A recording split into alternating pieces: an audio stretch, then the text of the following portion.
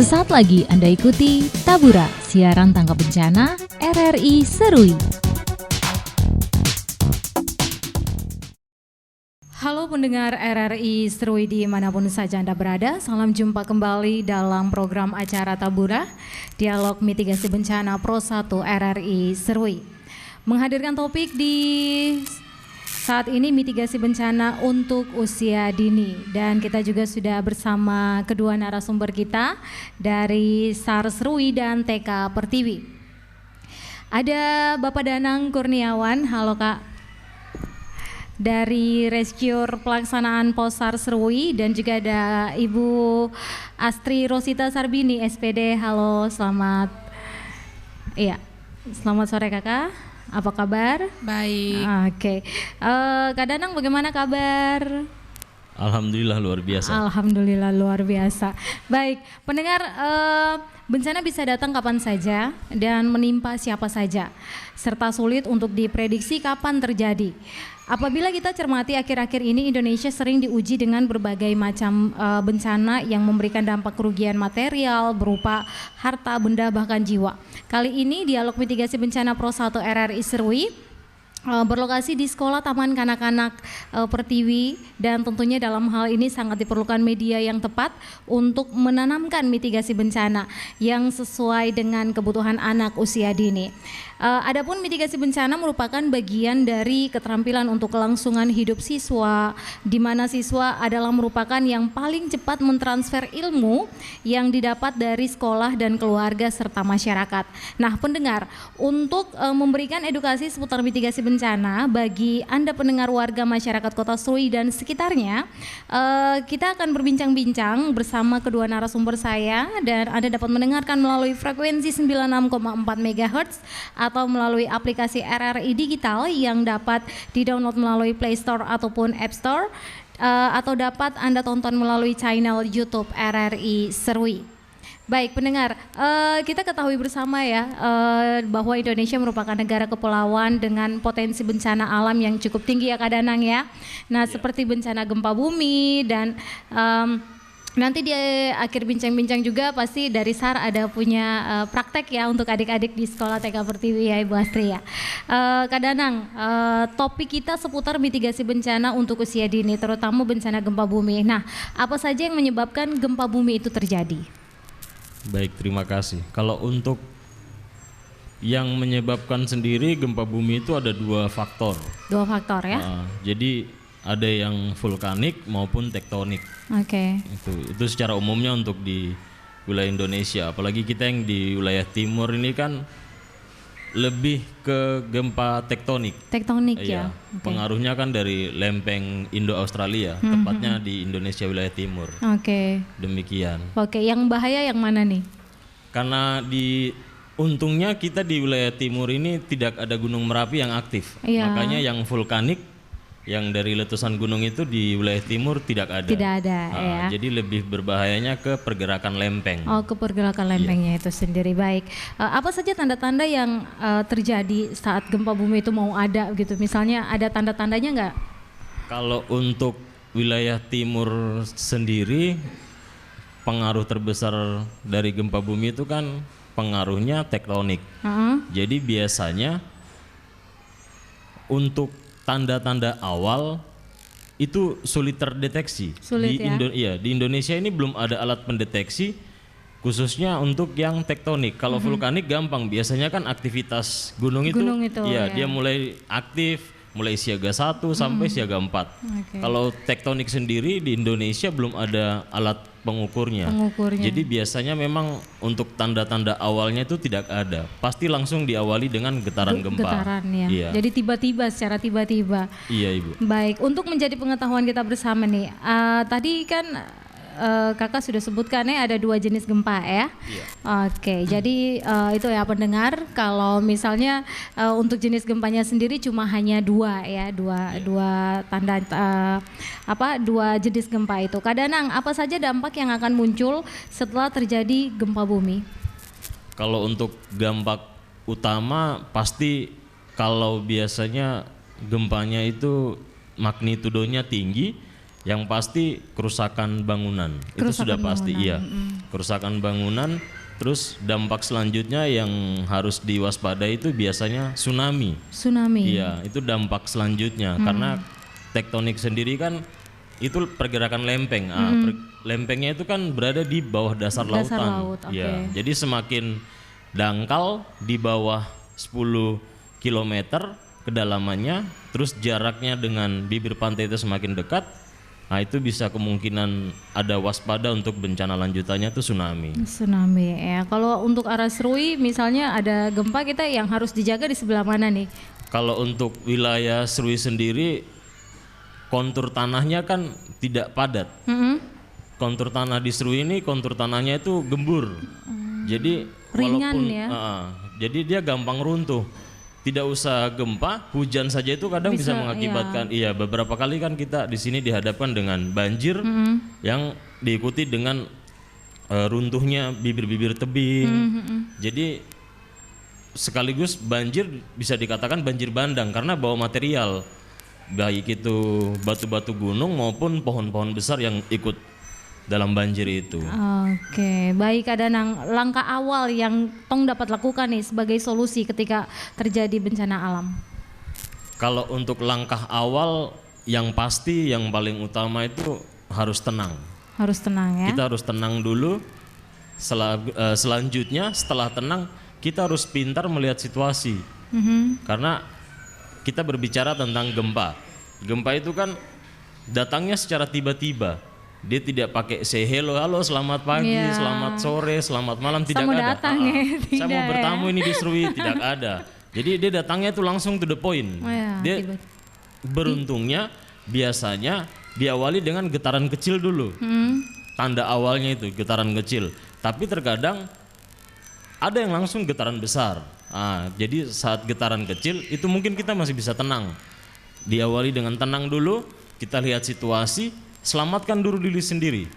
Selamatkan dulu diri sendiri. Kalau sudah aman, kita baru bisa untuk membantu yang paling utama keluarga, kerabat-kerabat terdekat. Itu kita usahakan langsung keluar dari bangunan. Oke. Seperti itu, Ibu. Iya, baik. Kalau misalnya terjebak dalam satu ruangan ini? Kalau seandainya tidak diminta-minta kita terjebak. Yang pasti yang awal tenang dan yang paling utama perhatikan jalur keluar. Oke. Jalur untuk kita bisa evakuasi diri maupun nanti keluarga-keluarga kita. Iya. Baik itu siapapun keluarga kita. Biasanya setelah gempa awal itu nanti akan ada jeda. Jeda itu yang biasanya kita manfaatkan untuk tenangkan pikiran, lihat kondisi, jalur evakuasinya di mana, baru kita mulai tuntun satu persatu dan tidak boleh lari. Iya, kadang seperti itu kadang pas jadi khawatir panik lari yang seharusnya mungkin getarannya cuma sedikit, tidak seimbang, jatuh, pingsan. Iya. Yang tadinya mungkin kita bisa mengurangi risikonya, malah risikonya berlebih. Itu terjepit di pintu. Iya, baik itu tertimpa mungkin plafon atau lemari seperti itu. Jadi efeknya tuh jadi lebih dari yang kita harapkan seperti itu. Oke, ada yang bilang kalau misalnya kita kalau gempa itu harus sembunyi di bawah meja, itu seperti apa itu, Kak? Kalau untuk bahasa bersembunyi itu umumnya yang baik saat gempa itu kalau kita di dalam bangunan itu bukan bersembunyi di bawah. Di bawah ya, bukan ya. Jadi contoh meja, sudut terkuat meja itu kan di bagian sudutnya. Oke. Jadi kita berlindung tapi di bagian samping bukan di bawahnya. Bukan tidak di bawah meja ya. Kadang jadi salah persepsi. Salah persepsi kita ya. harus masuk di bawah kolom apa segala macam. Padahal sebenarnya resikonya itu lebih parah. Parah ya. Sudah tertimpa, bangunan yang kita pakai berlindung ketimpa juga. Iya. Jadi double. Tapi kalau kita di samping biasanya nanti akan ada space. Celahnya, space-nya ya. Baik itu contoh lemari atau plafon kayu-kayu kan saat jatuh di bagian sudut itu ada space. Iya. Space itu yang kita pakai untuk pengaman. Nah itu ya pendengar ya, jadi jangan salah kaprah. Ya, bukan di bawah kolong meja. Tidak boleh sembrono. Iya, sembrono. Itu makanya betul sekali. pentingnya kita edukasi. harus tenang terus pandai melihat situasi keadaan, apalagi di rumah kita kan kita lebih paham. Iya. Ini larinya kemana ini, ada space area terbukanya ini kemana, kita lebih paham sendiri. Oke, baik. Kadang kita akan bincang-bincang lagi, tapi saya beralih ke narasumber berikut dulu. Kepala Sekolah TK Pertiwi ada Ibu Astri terkait dengan topik kita kali ini, yaitu mitigasi bencana sejak usia dini. Nah, apakah pada kurikulum Merdeka belajar yang diterapkan di sekolah ini ada pembelajaran seputar kebencanaan? Iya, di kurikulum Merdeka Belajar kami tahun ini menggunakannya ya dalam bentuk proyek. Kami ada terapkan di situ, tapi sebelumnya waktu masih kurikulum 13 kami memang sudah bekerja sama ya Pak Danang, sudah hampir 7 tahun dengan Basarnas. Jadi waktu di kurikulum 13 itu kami menggunakan pas nanti dia puncak tema. Sama dengan di kurikulum Merdeka tahun ini juga kami menggunakan pas nanti dia di puncak temanya itu kami menggunakan pada saat setiap 2 minggu atau 1 bulan, tergantung dari guru kelasnya masing-masing. Nah, di dalam kurikulum Merdeka Belajar ini kami menerapkan salah satunya bencana alam seperti gempa bumi ada, terus selain itu juga ada yang lain seperti biar tidak terjadi banjir, sampah kami stimulasi langsung kepada anak-anak bahwa kalau membuang sampah di sembarang tempat, misalnya di got, di saluran-saluran, itu akan menghambat saluran air dan akan mengakibatkan banjir. Nah, itu mereka anak-anak praktek langsung. Jadi mereka langsung lihat langsung di memungut sampah buang di tempat sampahnya. Berarti kalau saat ya diajarkan kepada mereka. Kalau bencana alam gempa bumi biasanya langsung praktek langsung dengan Basarnas. Mereka yang langsung praktek langsung di dalam kelas. Jadi kalau kami buat kesepakatan mereka maunya di dalam kelas, berarti kami prakteknya dalam kelas dengan media. Jadi mereka terserah nanti dari Basarnas datang, mereka menggunakan alat media apa. Jadi anak-anak itu senang langsung praktek. Antusias anak-anak bagaimana, Bu? Wih, sangat luar biasa Ibu, senang karena mereka praktek langsung baru dengan alat-alat yang menyenangkan, dengan buku cerita ya Mas Danang ya. Oke, baik. Pembekalan dari para guru kepada siswa nih, terutama soal bencana gempa, apakah dengan teori saja atau melakukan praktek dan juga simulasi? Pertama mereka teori, kan anak usia dini, jadi mereka teori dulu, habis teori dulu baru mereka praktek. Jadi langsung, jadi teori sambil praktek dengan gambar, jadi langsung mereka praktek menggunakan alat peraganya langsung. Oke, selain mengajarkan mitigasi bencana, apakah anak-anak juga diajarkan cara menolong teman maupun orang di sekitar saat terjadi bencana? Bagaimana pertanyaan? Anak-anak juga diajarkan untuk menolong sesama begitu saat bencana? Jadi mereka diajarkan untuk bagaimana peduli kepada sesama. Jadi dari usia dini di mana itu mereka lihat langsung. Jadi kalau ada teman yang jatuh pada saat mereka praktek bencana alam itu gempa bumi, contohnya gempa. Mereka pertama tidak boleh panik. Mereka kalau pas sudah di dalam keadaan belajar berarti mereka di dalam ruangan, berarti mereka jangan panik dan mereka lihat area jalan keluar seperti yang nanti dari Basarnas sampaikan arah keluarnya di mana, mereka ikuti dan kalau ada teman yang jatuh mereka menolong. Nah, itu nilai yang sangat ditanamkan di usia dini dalam pembentukan emasnya mereka. Baik, luar biasa sekali. Pendengar Pro 1 RRI Serui dimanapun saja Anda berada, kita akan jeda sejenak dan hadir kembali di segmen selanjutnya setelah beberapa pesan berikut ini. RRI Digital. Nikmati kemudahan interaksi, partisipasi, dan kolaborasi dengan RRI Digital. Interaksi, dengar dan saksikan siaran langsung kami, daftarkan akun kamu, dan mulailah berinteraksi di setiap program dan konten kami. Partisipasi, kreasikan konten kamu dengan berita, podcast, vlog, film, musik, dan playlist. Kolaborasi, kami mengajak berbagai komunitas untuk berkembang bersama melalui digital platform. RRI Digital, sekarang menghadirkan terobosan baru, Workspace Platform dan Online Learning Platform dengan fasilitas-fasilitas unggulan, monitor impact dan outcome, meeting online, video conference, dan library. RRI Digital menghadirkan fitur-fitur untuk peningkatan interaksi, partisipasi, kolaborasi, workspace, dan learning. Yuk segera download RRI Digital.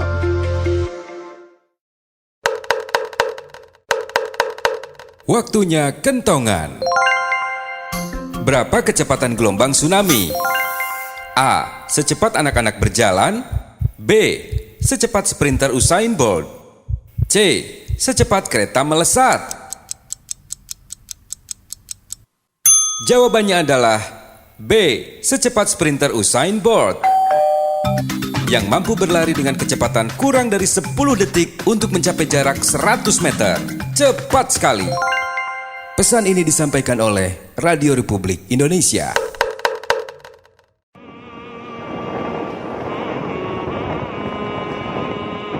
Tahukah Anda, Indonesia termasuk kawasan aktif terjadinya gempa bumi dan tsunami. Ayo kita tanggap untuk bangun budaya kesiapsiagaan. Dengan tanggap gempa, waspadalah, gempa bumi yang kuat atau yang berlangsung lama dapat memicu tsunami dalam waktu singkat. Jauhi pantai maupun tepi sungai. Segeralah mencari informasi apa yang terjadi. Jika Anda merasakan gempa saat berada di dalam bangunan, jangan panik. Lindungi kepala, segera merunduk. Cari tempat aman seperti di bawah meja. Saat gempa berhenti, segera berlari menuju lapangan terbuka, menjauhi pantai. Dapatkan informasi peringatan dari BMKG melalui radio daerah, TV nasional, atau pengumuman di sekitar Anda. Jika terdengar bunyi sirine, kentongan, atau peralatan lain yang sudah disepakati, segera lakukan evakuasi. Ikuti jalur dan rambu evakuasi jika ada. Jika lokasi aman tidak diketahui, larilah sejauh mungkin dari pantai. Naiklah ke tempat yang lebih tinggi. Himbauan ini disampaikan oleh Badan Meteorologi, Klimatologi, dan Geofisika BMKG.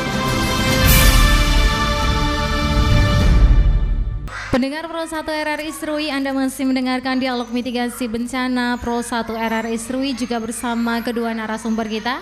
Dan kita masih membahas tentang topik mitigasi bencana sejak usia dini. Dan untuk itu saya masih akan berbincang bersama kedua narasumber saya. Ya, kita ke Kak Danang dulu nih. Kak Danang, apa saja yang dapat dilakukan nih untuk mengurangi kepanikan saat terjadi bencana? Tong bilang Tong tidak panik, tapi pas bencana datang tiba-tiba tuh pasti panik. Iya. Apa yang harus Tong lakukan? Baik, terima kasih. Sebenarnya bukan apa yang harus kita lakukan, tapi saat terjadi bencana itu apa yang harus kita pikirkan. Iya, oke. Karena bukan harus melakukan, tapi dipikirkan dulu. Yang kita lakukan ini berbahaya atau aman, seperti itu. Itu hal yang paling dasar. Jadi berpikir tenang itu sangat penting. Karena resiko kita melakukan satu tindakan itu pasti ada akibatnya. Itu maupun itu baik atau membahayakan diri kita maupun keluarga kita. Seperti itu. Kalau untuk anak-anak, taktik apa yang dilakukan SAR? Kalau untuk anak-anak sendiri, kami karena sudah beberapa kali bekerja sama dengan TK Pertiwi, itu biasanya edukasinya itu kami sambil bermain. Jadi belajarnya sambil bermain karena usia dini pasti kebutuhan mereka pasti itu bermain, bermain dan bermain. Karena dengan bermain itu mereka belajar. Di situ kita sisipkan ilmu-ilmu untuk pertolongan diri sendiri. Itu yang paling utama kami sisipkan.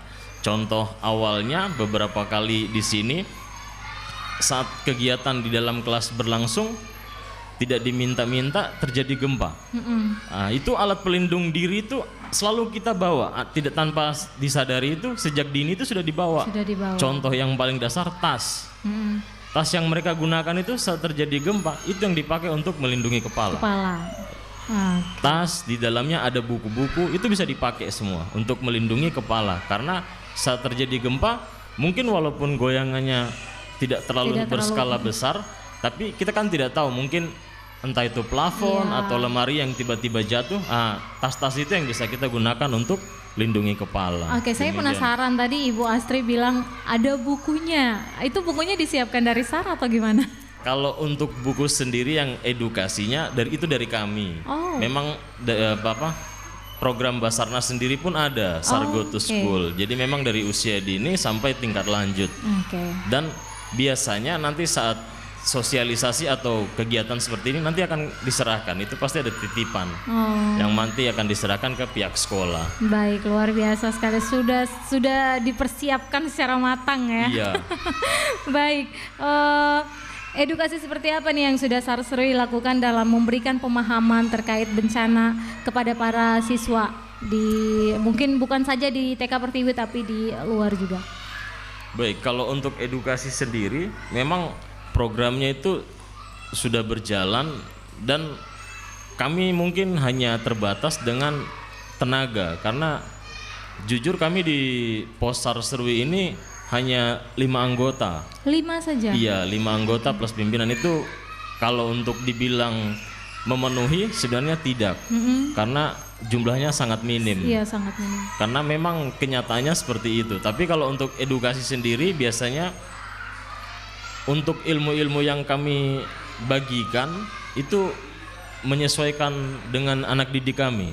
Jadi kalau dari TK itu ilmunya apa, SD umurnya apa, itu di buku Sargo to School sendiri itu sudah ditargetkan dari usia TK sampai kelas 3 SD.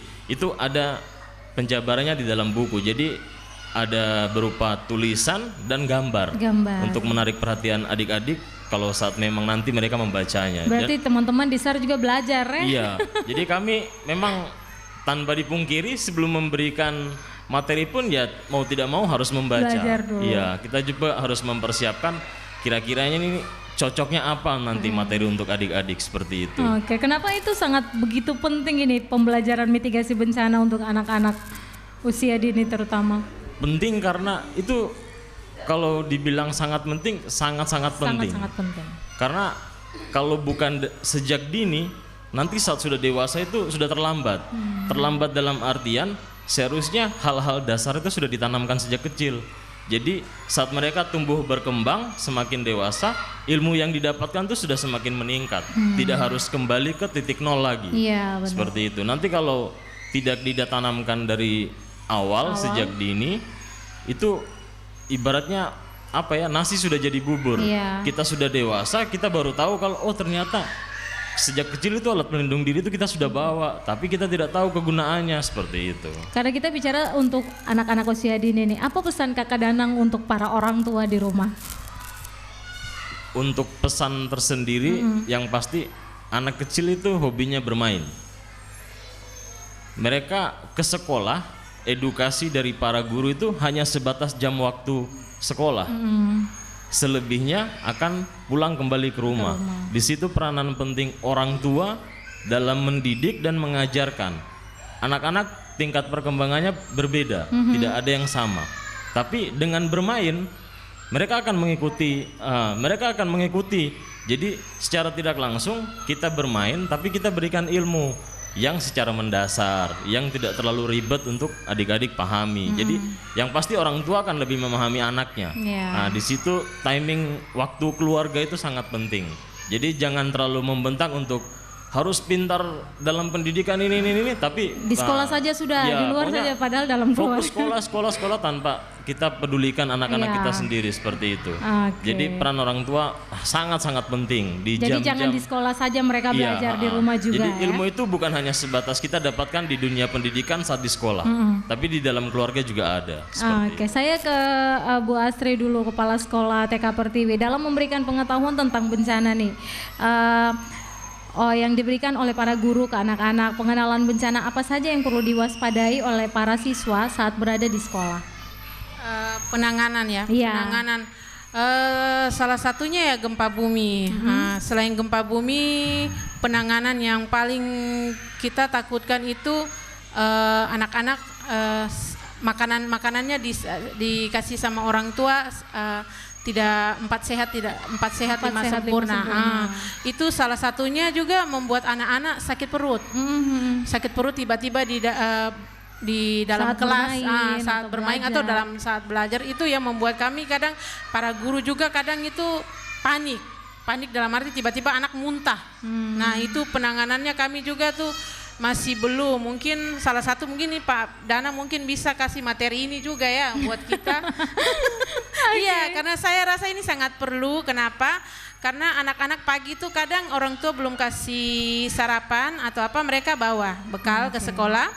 Nah, bekal makan itu yang kami mau dari pihak sekolah itu 4 sehat 5 sempurna, tapi kadang dikasih dalam bentuk snack. Nah, itu salah satunya.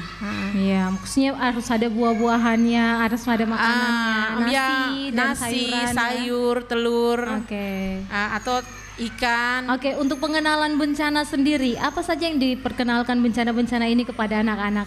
Penanganan sendiri yang pengenalan misalnya seperti gempa pengenalan. bumi, ada bencana ini dan ini. Oh iya, tiba-tiba kalau ada macam gambar, kita menggunakan media gambar, kita tunjukkan kepada anak-anak bahwa kalau tiba-tiba ada gempa atau tiba-tiba sudah ada goyangan angin, kita harus cepat keluar dari dalam kelas dan tidak boleh menangis.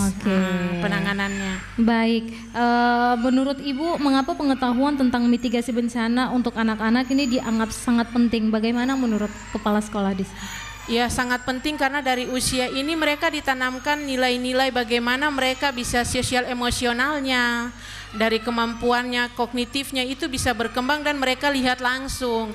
Nah, dari mereka lihat langsung ini sudah tertanam. Jadi ketika mereka nanti ke tingkat selanjutnya SD, SMP, SMA, mereka sudah tertanam. Oh, waktu saya TK dulu pernah ada diajarkan oleh Om dari bapak-bapak dari Basarnas bahwa kita lari kalau tiba-tiba ada gempa pakai tas pele kepala begini, lari dari keluar kelas. Itu di sekolahnya kita sudah dipraktekkan. Bagaimana reaksi atau pengalaman anak-anak nih ketika mendapatkan pengetahuan tentang bencana ini? Mereka banyak bertanya, bertanya kepada pihak Basarnas, ya dalam bentuk bermain sambil belajar ya. Jadi ada diselingi dengan lagu, ada diselingi dengan praktek. Mereka bertanya, Om ini nanti kalau terjadi begini Om bagaimana Om? Pokoknya pertanyaan yang banyak-banyak ya Pak Nanang ya. Dengan lucu-lucunya mereka bertanya. Iya. Baik, mitigasi bencana untuk usia dini. Apa pesannya Ibu Kepala Sekolah Ibu Astri untuk masyarakat Kota Serui di luar sana? Iya, pesan saya jangan berhenti untuk kita memberi pemahaman dengan bercerita kepada anak-anak bahwa sejak usia dini kita harus tanamkan bagaimana bercerita itu bisa membuat anak itu tertanam bahwa dia pernah ada pengalaman tersendiri bahwa bencana alam tentang banjir, tentang gempa bumi dan akan tertanam di memorinya sampai dia kelak besar. Oke, untuk Kak Danang mungkin ada pesan untuk masyarakat di Kabupaten Kepulauan Yapen atau Serui untuk mitigasi bencana ini. Baik, terima kasih. Kalau untuk secara menyeluruh, pesan, bukan pesan sih, seperti menghimbau ya. Kita menghimbau saja. Kalau untuk mitigasi bencana sendiri itu kan lebih ke kita mencoba untuk menanggulangi minimal dampak dari risiko tersebut. Jadi sebagus apapun infrastruktur pembangunan, tapi kalau SDM masyarakatnya sendiri belum paham, pasti tetap akan berakibat fatal. Jadi sebisa mungkin wawasan baik itu secara umum maupun dari dalam keluarga itu harus dikembangkan. Karena sekarang tidak menutup kemungkinan untuk media sosial itu sudah sangat berkembang pesat. Semua ilmu terbuka di situ.